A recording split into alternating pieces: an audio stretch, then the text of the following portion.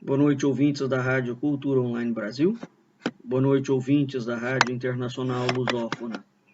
No ar, mais um programa A República com Loriel Rocha. As nossas audioaulas do programa A República visam estudar a história e a cultura brasileira.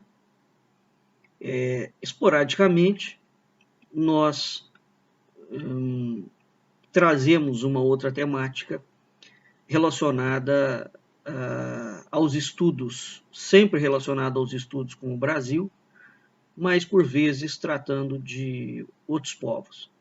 Bem, a nossa aula de hoje vai estudar ou ler o artigo Breve Histórico da Maçonaria do Brasil,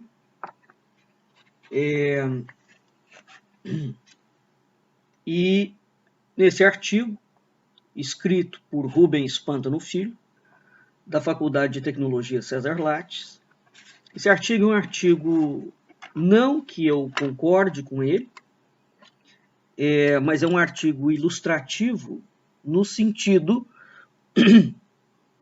de que ele traz, em linhas gerais, o consenso, digamos, existente sobre a maçonaria.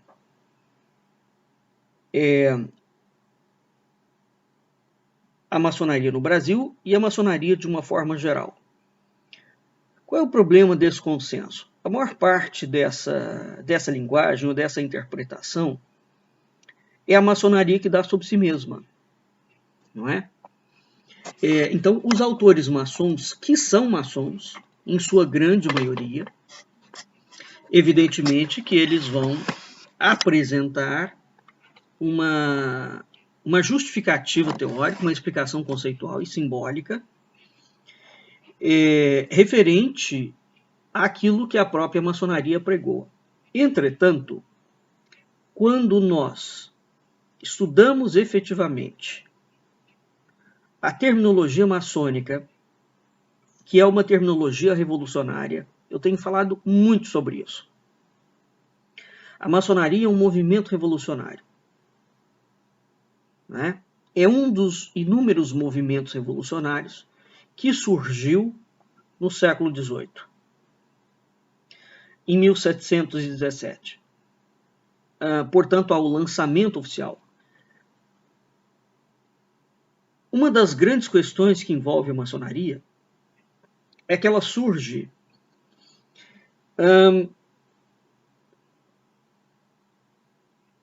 trazendo uma novidade que não existia naquela altura. Ela surge trazendo uma linguagem internacional, né?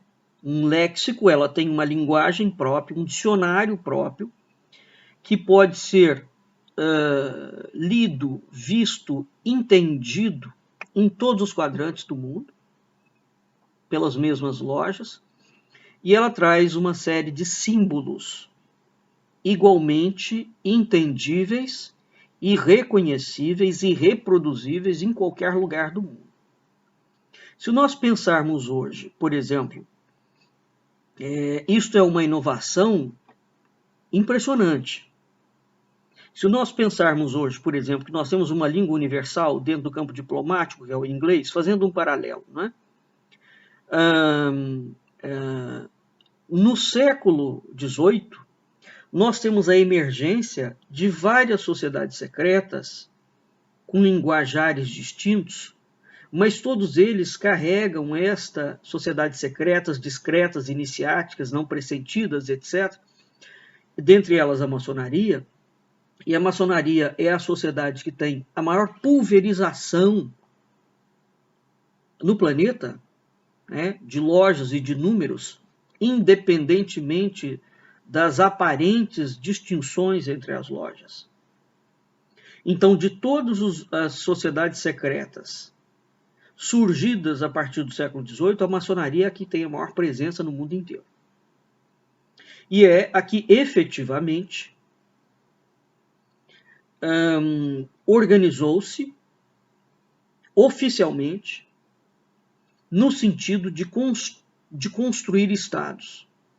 Membros seus fizeram revoluções, depuseram monarquias e governos e construíram repúblicas ou estados maçônicos. Nós não vemos isso, por exemplo, com a teosofia, para citar um paralelo, né? Nós não vemos isso com o espiritismo. É um movimento revolucionário? Sim, na base é. Sempre foi. Mesmo o iluminismo passa por uma filosofia, né, que foi implementada. Mas enquanto estrutura os Illuminatis, né, o iluminismo ou os Illuminatis. Desculpe, os Illuminatis, não o iluminismo. O iluminismo é uma filosofia. Os Illuminatis são uma estrutura. Mesmo essa estrutura, embora a gente consiga identificar essa estrutura secreta atuando por trás dos bastidores, a linha de atuação deles foi muito mais discreta do que a maçonaria. Mesmo a carbonária, por exemplo. Né? Então, isso é um fato muito interessante que merece destaque, porque ele não é um fato despiciando. Portanto, a maçonaria tem um léxico e é revolucionário, símbolos, e ela tem uma linguagem própria. De modo que quando ela fala em fraternidade cristã, isto não é a caridade cristã. Quando ela fala em liberdade, ela não está se referindo à liberdade jurídica. Quando ela fala em companheiro, ela não está se referindo àquilo que os marxistas colocarão futuramente como companheiros. Nem tampouco ela está se referindo, se dirigindo à população como um todo. Ela fala sempre ao seu núcleo. Sempre. Bem, existe um outro componente, a maçonaria, desde todo sempre, é associada à política. E eu venho falando que existe um componente muito mais profundo da maçonaria, que é a sua associação com a economia e com os bancos. A política é um meio para ela chegar. É um meio. Na verdade, ela é uma corporação voltada quase que exclusivamente para uma propositura econômica. Então, quando ela é lançada no século XVIII, ela é lançada com 3 objetivos claros, definidos. Eu falo muito sobre isso também. Ela tem um projeto de um governo mundial. Né? Ela tem um projeto de destruir a relação entre o trono e o altar, portanto, entre as monarquias cristãs e a Igreja Católica. E ela tem um projeto de reconstrução do mundo, um projeto escatológico, apocalíptico.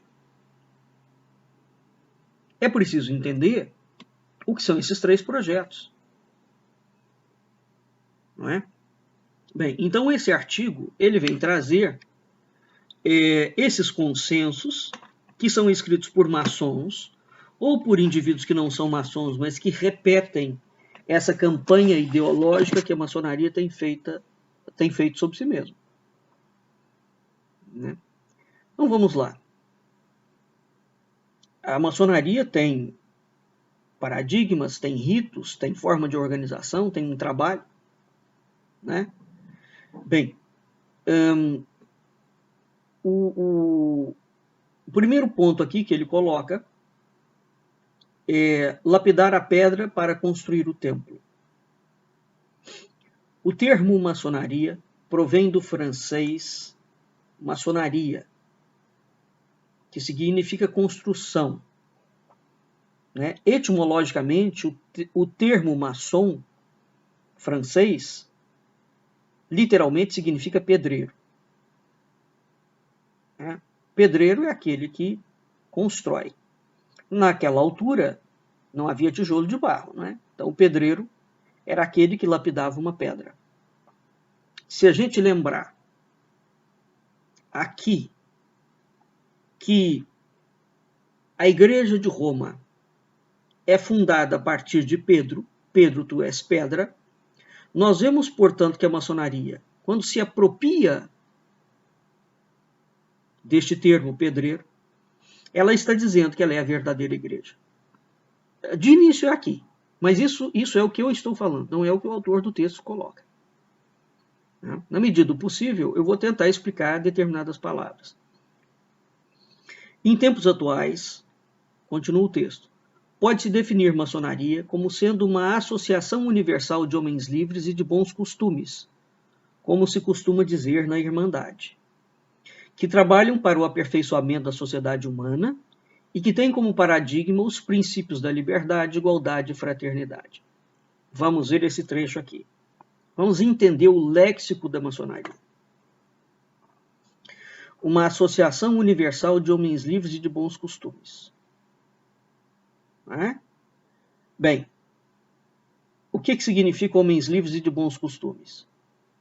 Em linhas gerais, a maçonaria pregoa que a Igreja Católica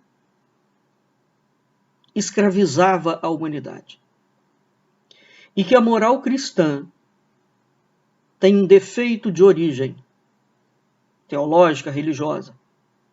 Portanto, a maçonaria, quando lança-se como uma associação universal, acima das religiões, ela diz que ela, portanto, é que tem os referenciais e os códigos normativos e de conduta corretos que vão deitar por terra, inclusivamente, o código de conduta cristão.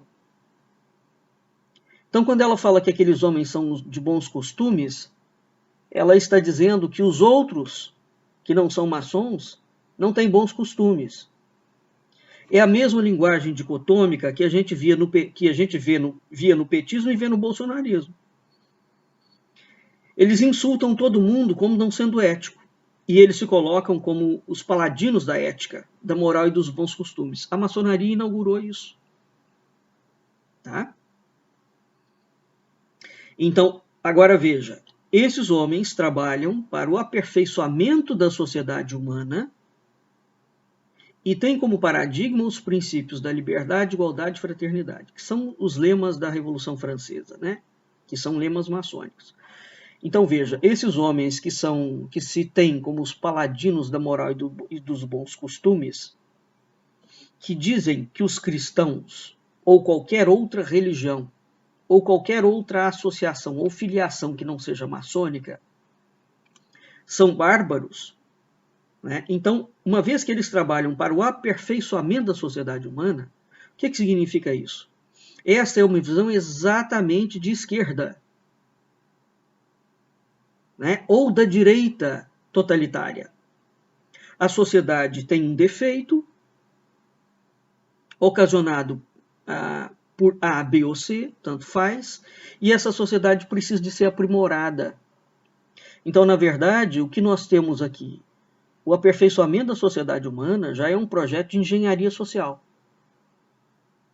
Não só os homens livres, os maçons, são melhores do que os outros, bem como eles vão trabalhar para impor aquilo que eles entendem como melhor na sociedade. E eles têm como paradigma os princípios da liberdade, igualdade e fraternidade. O E.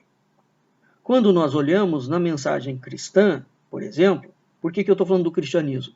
Porque um dos objetivos da maçonaria é destruir a relação entre o cristianismo e a igreja. E qual é a importância disso? Eu estou fazendo uma defesa dessa relação? Não. Eu estou dizendo que, naquela altura, no mundo, o modelo de sociedade e de cultura ocidental que existia era baseado neste pacto, nesta relação, que foi sendo construída ao longo de 2000 anos, praticamente. Não é? Então, quando a maçonaria se propõe a alterar aquele modelo, essa alteração é profunda, porque existe um outro objetivo dela, que é o objetivo de destruir o mundo.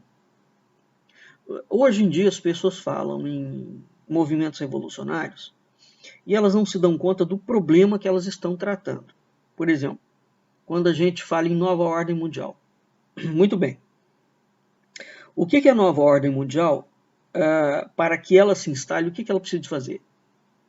Ela precisa de romper com a ordem antiga. Ora, qual é a ordem antiga? Como é que você rompe com uma ordem antiga no mundo de países distintos? Então você tem que alterar, no mínimo, as legislações. Não é? Então, o que a maçonaria propõe com 300 anos de antecedência, veja a audácia do projeto. É arrebentar com todas as legislações do mundo, com todos os governos do mundo, com todas as culturas do mundo, para implantar o sistema que ela acha correto. Esse sistema é universal. Então, o que ela está propondo é um governo de uma nova ordem mundial, na verdade. De modo que o que ela chama de liberdade, igualdade e fraternidade não tem nenhuma relação com a mensagem cristã. Tem a ver com o que ela acha que é liberdade, igualdade e fraternidade. Veja que ela fala em fraternidade, ela não fala em caridade. A partir do momento, dentro da mensagem cristã, de que todos os homens são filhos de Deus e têm o seu arbítrio definido, o seu livre-arbítrio definido, ele já tem uma liberdade ontológica. Então aqui, a ideia de liberdade, a ideia de que os homens são filhos de Deus, portanto eles são iguais, perante um ser supremo. E a ideia da caridade, não da fraternidade, porque a fraternidade é aquilo que você aplica somente entre os seus pares. Se você é maçom, você alcançará a fraternidade maçônica. Né? É um pacto entre iguais, entre iniciados. Isso exclui o diferente. Isso não tem nenhuma relação com a mensagem cristã. Tá? E não tem nenhuma relação com o modelo de mundo que existia naquela época. Bem, isso faz parte do léxico revolucionário. As pessoas leem essas palavras hoje descontextualizando-as da própria intenção da maçonaria. Não faz sentido nenhum. E os próprios maçons defendem essas coisas publicamente. Né? Entretanto, eles não vêm a público explicar o léxico que eles usam e qual é o objetivo desse léxico. Então, voltando aqui. A ordem admite em seus quadros homens de todas as raças e nacionalidades, sem distinção de credo ou posicionamento político. Uma exigência tem que ser necessariamente obedecida para o ingresso na Irmandade, que se acredite em um ente supremo, o grande arquiteto do universo, na linguagem maçônica. Vamos entender isso aqui. A maçonaria admite todas as raças e nacionalidades, sem distinção de credo. Bem, todas as religiões têm um Deus definido, um credo definido. Então, a partir do momento que a maçonaria admite todos os indivíduos, né, vê-se aqui claramente que ela lança uma proposta acima de todos os sistemas religiosos. Portanto, ela inaugura um ecumenismo esotérico. Mas veja que o ecumenismo que ela inaugura é o que ela vai construir. Eu aceito cristão aqui dentro. Pode vir. Aí ela vai se apropriar do símbolo cristão. Aí ela aceita judeu lá dentro. Pode ir. Aí ela vai se apropriar do símbolo judeu. Aí ela aceita teosófico lá dentro. Aí ela vai se apropriar do símbolo da teosofia. Aí ela aceita cabalistas lá dentro. Ela vai se apropriar da cabala. Ela aceita, digamos, templários lá dentro. Aí ela vai se apropriar dos símbolos da ordem do templo. E por aí. Então, essa proposta que aparentemente é interessante, eu aceito todo mundo sem distinção de raça e nacionalidade, é um projeto cosmopolita. De saída, ele é um projeto cosmopolita. Porque ela está falando ao mundo inteiro. Né? Então, veja, a partir do momento que ela fala, olha, não há distinção de credo, Mas no momento seguinte ela fala, todo mundo que entrar na Irmandade tem que acreditar num ente supremo, o grande arquiteto do universo. O grande arquiteto do universo era um termo aplicado a Deus na Idade Média. A maçonaria se apropria desse termo, né, na Idade Média, e diz que o Deus... Então ela fala que ela tem um Deus. Ao mesmo tempo que ela se chama de uma associação, ela assume a posição de uma religião. Mas, ao mesmo tempo, ela diz que aceita todas as religiões. Então, como é que você aceita todas as religiões? E ali dentro do templo, você obriga todos os indivíduos a aceitarem o seu único Deus, o seu arquiteto do universo. Veja que não faz sentido isso, né?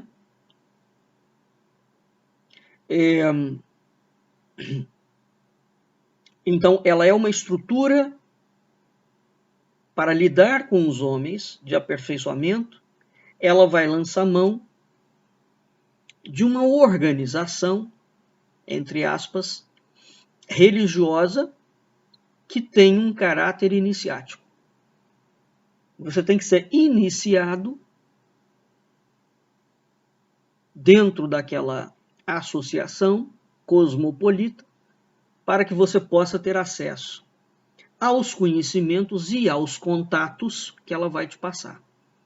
Então, se um maçom invocar ou entrar em contato com outro maçom na China, um maçom na América do Sul entrar em contato com outro maçom na China, nós vimos muito isso na documentação brasileira. Ele tem as portas comerciais abertas para ele. Então existe uma rede comercial maçônica que nunca foi devidamente estudada. Nunca. Nunca foi feito um levantamento seríssimo da rede comercial e de casamentos que foram feitos entre maçons. No dia em que isso for feito, essa sociedade destes farsantes cai por terra. É uma sociedade criminosa no seu todo e que, desde o momento em que foi lançada, ela tem um projeto claro de destruição do mundo para implantar o modelo dela. Então, é preciso estudar as ligações econômicas e comerciais que foram sendo tecidas de maçom para maçom no mundo inteiro, e a conexão disso com a derrubada dos governos e com a criação dos bancos centrais e com a propositura de uma nova ordem mundial, né? E os casamentos que vão sendo tecidos dentro dessas relações. Continuando. Tendo sido no passado uma sociedade secreta, diz-se hoje também, pelos seus membros, em pleno século XXI, que a maçonaria é uma sociedade discreta, considerada uma ordem iniciática, filosófica, filantrópica, progressista e evolucionista, congregando homens por todo o planeta. Então veja que coisa curiosa, não é? É interessante essa metamorfose. Ela se lança num momento como uma sociedade secreta. As suas atividades eram proibidas e os seus membros atuavam nas sombras. Hoje, ela mudou e disse uma sociedade discreta. Ela já não precisa mais se esconder, sabe por quê?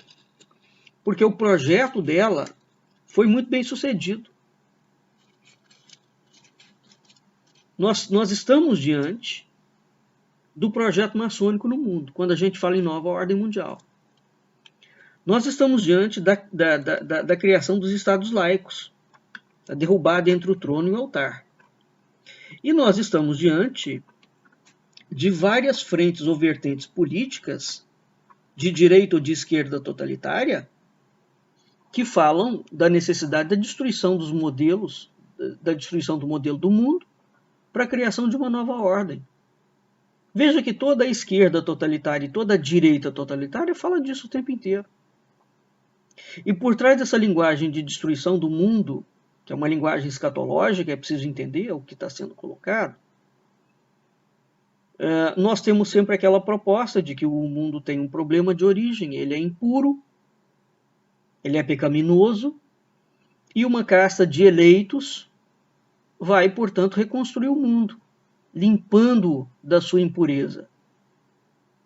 Limpando significa assassinando pessoas, destruindo países, né? Aniquilando o planeta como um todo. Aonde eles acharem que tem gente ruim, ou que não condiz com a moral que eles estão pregando, ou com os bons costumes, o objetivo é destruir. Tanto a direita quanto a esquerda, que surgiram depois da Revolução Francesa, dentro do espectro político, elas nascem com essas obrigações, que são as obrigações da maçonaria. Né? Então, aí o aspecto iniciático aqui é para dar uma ideia de segredo, não é? Porque o que é decidido dentro das lojas morre dentro da loja. O maçom não pode levar para fora. Mas o que é decidido dentro da loja, ele tem que fazer cumprir. Então, nesse aspecto, nós temos até nisto uma inovação muito curiosa, porque a gente tem uma ordem iniciática que nasce comprometida com a criação de um modelo planetário diferente.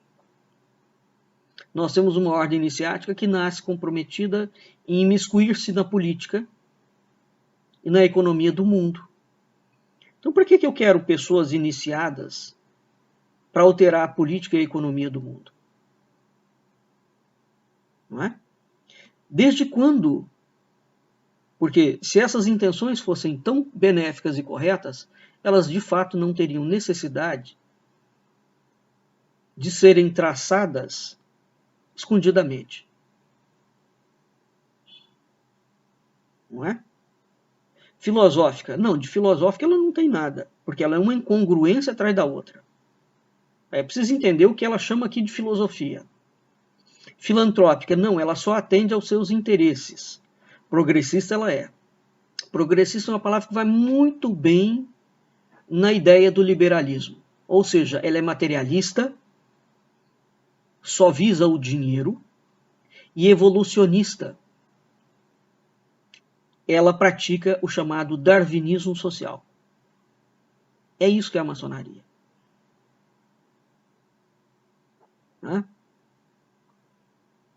Então, esse projeto espalhou-se pelo mundo inteiro.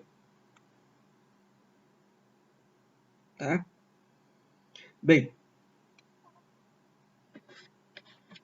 na literatura, continuando, encontram-se 3 sólidas teorias sobre o surgimento da maçonaria e que têm sido consideradas pelos historiadores. Que foi criada, primeira, que foi criada como resultado de acontecimentos durante a construção do Templo de Salomão. Segundo, que é o desenvolvimento das guildas de pedreiros da Idade Média, a partir das quais os conhecimentos operativos para o trabalho na pedra foram traduzidos para os conhecimentos especulativos para o trabalho de desenvolvimento moral. Terceiro, que os rituais maçônicos se originam diretamente da Ordem dos Cavaleiros Templários. Vamos analisar essas 3 mentiras históricas, repetidas exaustivamente pelos historiadores comprometidos com as ignorâncias e as omissões. A partir do momento que a primeira teoria ela surgiu durante a construção do Templo de Salomão. Bem, então, sobre esse aspecto, a maçonaria é judaica. Essa é a leitura que pode se depreender disso? Porque se ela foi criada como resultado de acontecimentos durante a construção do Templo de Salomão, está diretamente ligada aos judeus ou não está ligada aos judeus? Uma outra pergunta aqui. Aliás, Gustavo Barroso faz acusações gravíssimas e muito bem fundamentadas das conexões imensas entre a maçonaria e o judaísmo. Não é? E é preciso entender os tentáculos em relação a isso. Bem, então, uma outra questão que surge nessa origem sólida. Quando a maçonaria se coloca como surgindo no templo do rei Salomão, que é considerado o rei mais sábio, aquele que faz a construção do segundo templo, né? Nós temos aqui uma questão interessante. A maçonaria é anterior ao cristianismo. Não?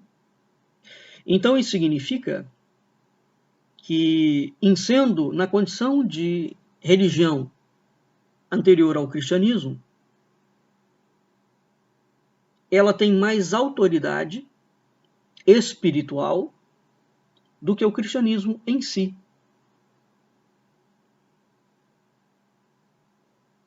Eis o grande ponto. Né? Portanto, o cristianismo, sob a perspectiva maçônica, é uma farsa. E ela é a verdadeira igreja. Então vamos entender o posicionamento da maçonaria. A maçonaria assume-se como a verdadeira igreja de Deus. Qual Deus? Do grande arquiteto do universo, que é um Deus esquisitíssimo. Que ela pega o termo grande arquiteto do universo, que era aplicado na Idade Média a Deus, formula um ente, sem especificação nenhuma, e diz que aquele é o grande arquiteto.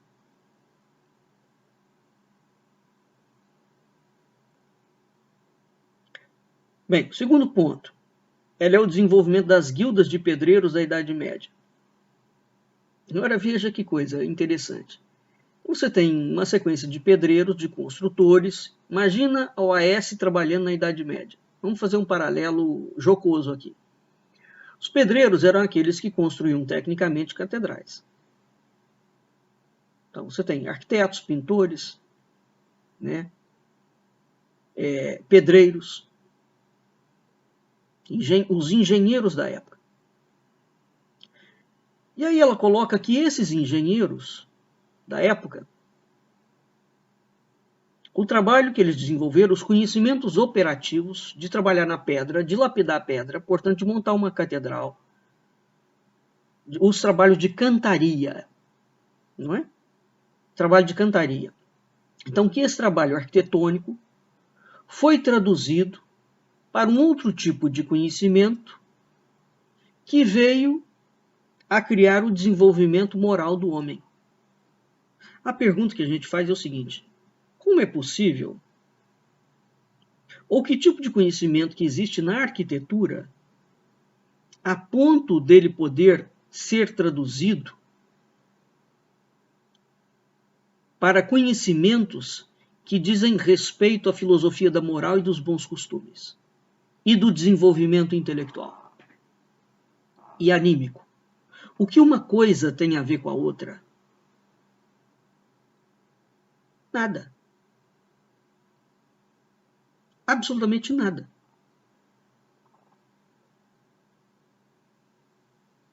Então veja que é uma falácia em cima da outra. Né? Então o fato, na primeira, ela surge como o primeiro item, viés. A origem, ela está ligada à construção do Templo de Salomão. E no segundo, na segunda origem, ela também se associa ao desenvolvimento das catedrais góticas na Idade Média. Então veja, numa primeira origem, ela fala que a origem dela é judaica, claramente. Na segunda, ela fala que não, que ela nasceu no meio do cristianismo. Né? Mas fica aí essa indagação interessante, quer dizer, como é que estruturas de arquitetura e de engenharia, que tipo de conhecimento é esse que existe, que ele pode ser transformado em filosofia moral? Para reformar a sociedade. Porque lembra que uma característica central da maçonaria é a reforma da sociedade. Terceira origem, que os rituais maçônicos se originam diretamente da Ordem dos Cavaleiros Templários. Isso aqui é uma piada verdadeiramente impressionante, porque a Ordem do Templo foi suspensa por bula papal, os templários na Europa. No caso dos templários em Portugal, toda a ordem, por ação do rei Dom Dinis, foi transformada, a Ordem do Templo foi transformada na Ordem de Cristo, inclusive com todo o patrimônio. Foi mantido praticamente o mesmo nome, os mesmos membros, a mesma regra, né, e o mesmo propósito. Então, a primeira pergunta que a gente tem que fazer é: a Igreja Católica suspendeu a Ordem do Templo por bula papal. Existe um único país do mundo, que é Portugal, um único, em que os Cavaleiros Templários se transformaram na Ordem de Cristo, autora, mentora e patrocinadora dos descobrimentos marítimos. Em nenhum outro lugar do mundo aconteceu essa coisa. E a transformação dos Templários em Cavaleiros da Ordem de Cristo tem o reconhecimento papal. Aonde a maçonaria? Primeiro, onde estão os documentos da maçonaria? Ela que apresente as provas. Se a igreja suspendeu a Ordem do Templo, há uma bula de suspensão. Cadê a bula anulando a suspensão da Ordem do Templo e transferindo a Ordem do Templo para a maçonaria? Não existe. Cadê a bula ligada a Portugal, dizendo que a maçonaria é herdeira e sucessora da Ordem de Cristo? Não existe. São três origens mentirosas. Não é? Uma mentira tão formidável tem que ter uma razão, não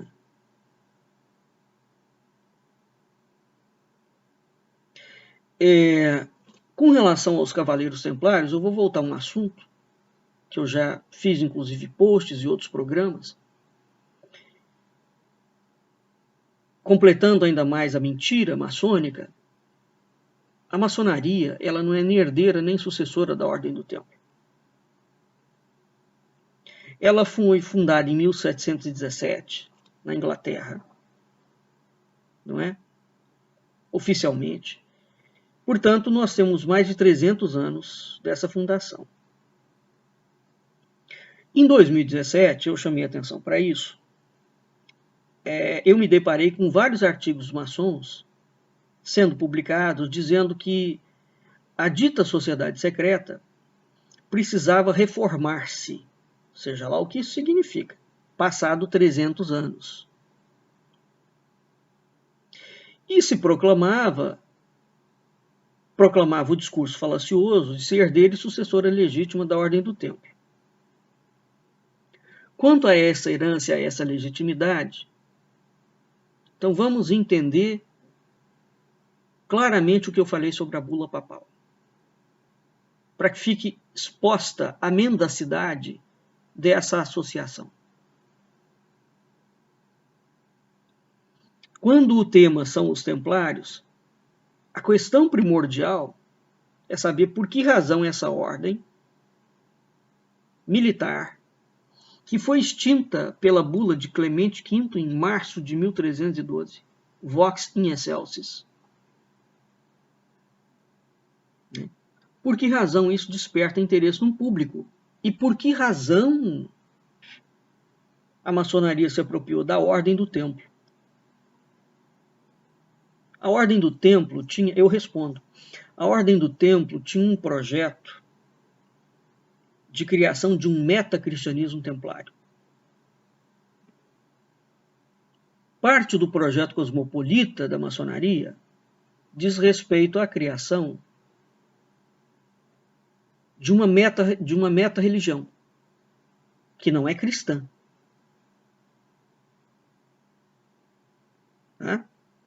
Então, de certa forma, ela se deixa, ela se apropria desse projeto que era templário, dizendo-se continuadora dele. Portanto, ela pode lançar um parlamento mundial das religiões. Não é? Ela pode lançar uma religião universal, que é uma mixórdia ecumênica qualquer, sem pé nem cabeça. Que é o que ela faz, na verdade. Os livros maçônicos, no que diz respeito a ritos e a iniciações, é uma balbúrdia sem fim.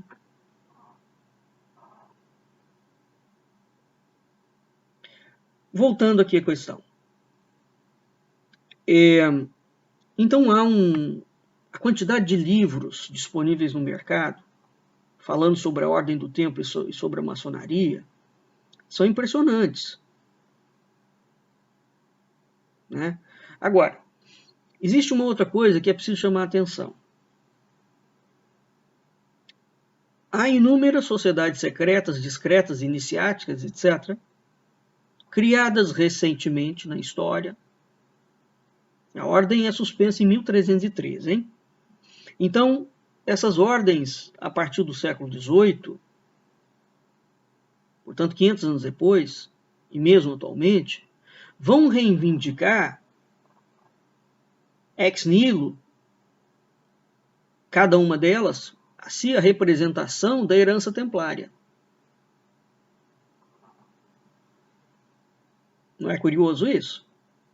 Então, se os templários foram excomungados por bula papal, a partir do momento, e aí mais de 20 bulas condenando a maçonaria da igreja e poucas condenando o comunismo, então a excomunhão e o significado grave da excomunhão parece que não apoquenta muito esses autoproclamados herdeiros dos templários. Então, essas ordens de cavalaria privativa,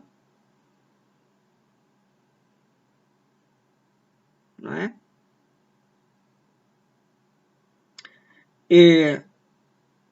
Que tem contornos absolutamente difusos e confusos, eles apelam, né, para a herança templária.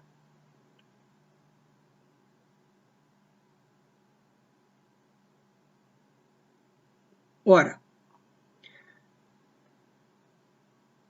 o professor, o reverendo Antônio Leite, professor de Direito Canônico da Universidade Católica de Lisboa, fala que, se não foram suprimidas antes, foram, ao menos pela Constituição Apostólica Sedes, de Pio IX, de 12 de outubro de 1869, que suprimiu todas as penas lacte sententia, ou seja, que se incorrem ipso facto, não contidas na referida Constituição.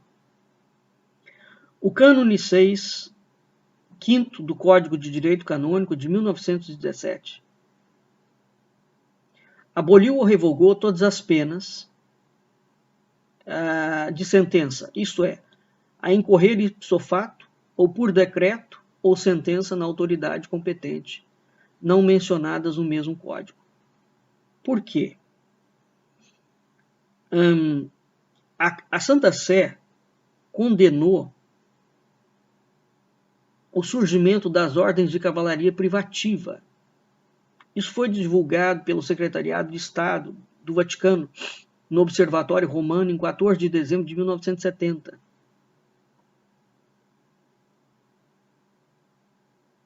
Não é?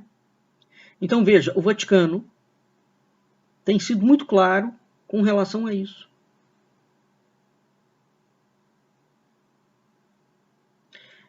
A quantidade de ordem do templo autênticas, segundo um livro, um artigo publicado na revista O Simbolismo, em 1961, de Marius Lapage, tem mais de 300 ordens que reivindicam serem as ordens do templo autêntica.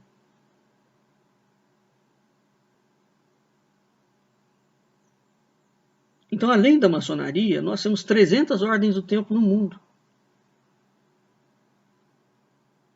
Ora, o que elas têm, digamos, em comum?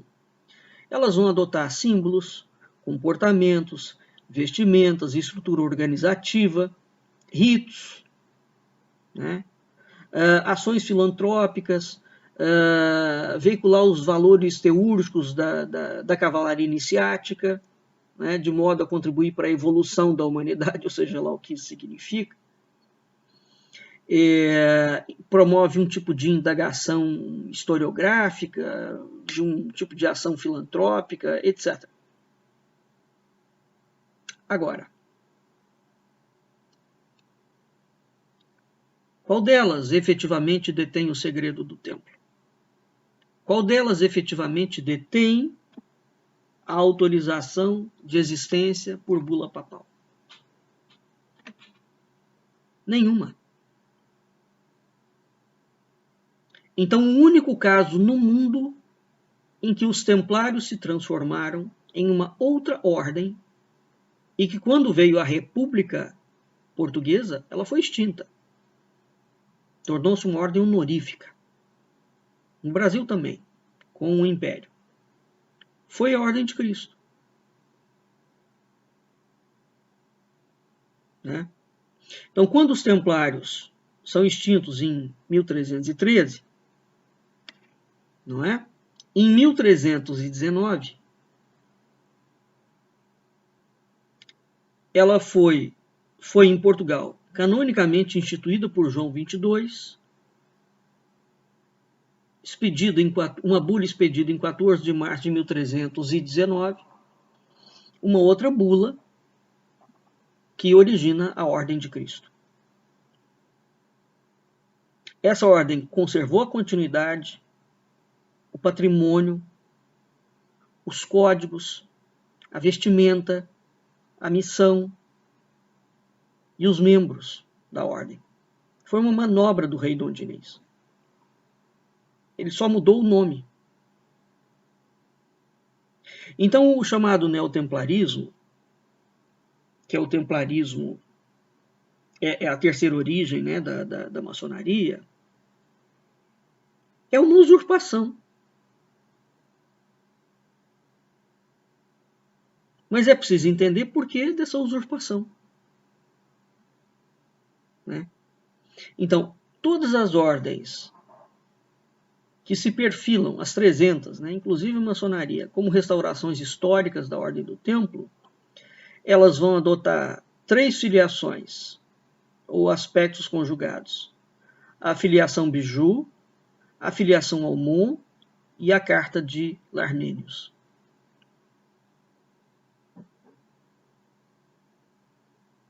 Tá certo? Portanto, o estudo correto, inclusivamente dos documentos maçônicos, são só 4. Quando a gente entende o que está lendo, fica evidente a fraude.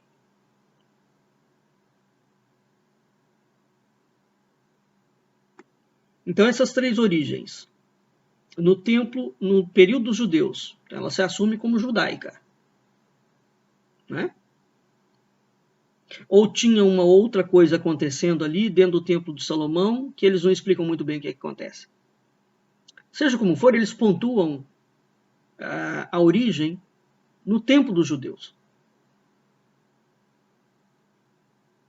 Depois eles vão pontuar a origem na Idade Média, como construtores, né? E vão invocar o nome pedreiro, o Pedro, de pedra, que é a pedra angular da igreja, não é? Então, novamente, eles dizem que eles são a verdadeira igreja, e depois eles vão se apropriar da perfiliação da Ordem do Templo, que é a única ordem que tem um projeto de um metacristianismo templário. Porque eu já dei um curso online, a Ordem do Templo na Península Ibérica, não é?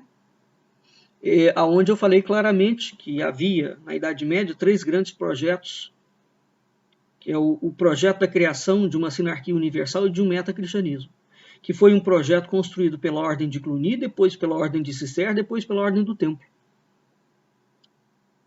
É preciso entender o projeto que estava em curso, onde a Península Ibérica foi um projeto piloto de alguma coisa muito maior, né? Então, quando a maçonaria coloca essa filiação diretamente na Ordem do Templo, evidentemente que ela está querendo dizer que é ela a responsável pela construção, pela retomada desse projeto, que foi da Ordem de Cluny, da Ordem de Cister, depois da Ordem do Templo, um combatendo o outro especificamente, negando o outro, mas continuando de alguma forma ou de outra. E então é ela que vai fazer isso. Porque ela tem um outro objetivo atrelado a esse negócio, que é o objetivo de construir uma nova ordem mundial, destruindo o mundo que existe.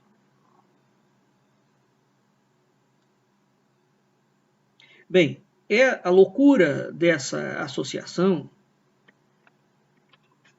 deu frutos e foi muito bem sucedida, porque depois de 300 anos verifica-se o estrago que foi feito. Nós não estamos, portanto, lidando com diletantes. É uma gente perigosa, é uma máfia composta por militares, por padres, por judeus, por ateus, por banqueiros, por economistas, né, por cristãos, por islâmicos. Ela tem, de fato, hoje gente do mundo inteiro. Professores, profissionais liberais, seja lá o que for. Qualquer um pode ser maçom. Qualquer um. Mas eu conheço um maçom bom. Eu também conheço alguns, privadamente. Mas é preciso não confundir a pessoa com o projeto da organização que lhe é superior. Ele tem que seguir o projeto. E não é ele que determina o projeto. Né? E o projeto está aí, à vista de toda a gente. Enfim, o artigo continua. Né? A gente fez somente uma leitura de poucos parágrafos aqui, mas ele faz uma recolha, de certa forma, interessante. O título é Breve Histórico da Maçonaria no Brasil, Rubens Pântano Filho, mas repetindo aquelas platitudes, não é? As platitudes que têm sido divulgadas por autores maçons e não maçons. O que ele está falando aqui é o que todo mundo fala, é um consenso. O que eu estou dizendo é que ninguém vem a público explicar palavra por palavra a finalidade dessa associação. No Brasil, nós tivemos um homem que tentou fazer isso, que foi o Gustavo Barroso, e ele foi altamente punido. Os livros do Barroso não podem ser publicados mais. Né? Então, exceto o que foi publicado, está aí. Mas mesmo o Gustavo Barroso faltou a ele, porque não havia elementos na altura, ou que ele não se dispôs a pesquisar, não faço ideia. Mas mesmo Barroso faltou a explicação de certos meandros e detalhes. Na medida do possível, veio fazendo isso. Então, trata-se de um trabalho de entender que existe o projeto de nova ordem mundial. Ele é um projeto que foi desenhado a partir do século XIX, né, onde cria-se um materialismo. É curioso, porque tempos depois será atribuído a Marx e a Engels a criação do materialismo histórico e dialético. Não, o materialismo já estava criado há muito tempo. Eles eram uma outra forma. Os movimentos revolucionários todos do século XVIII propugnam uma imanência do mundo.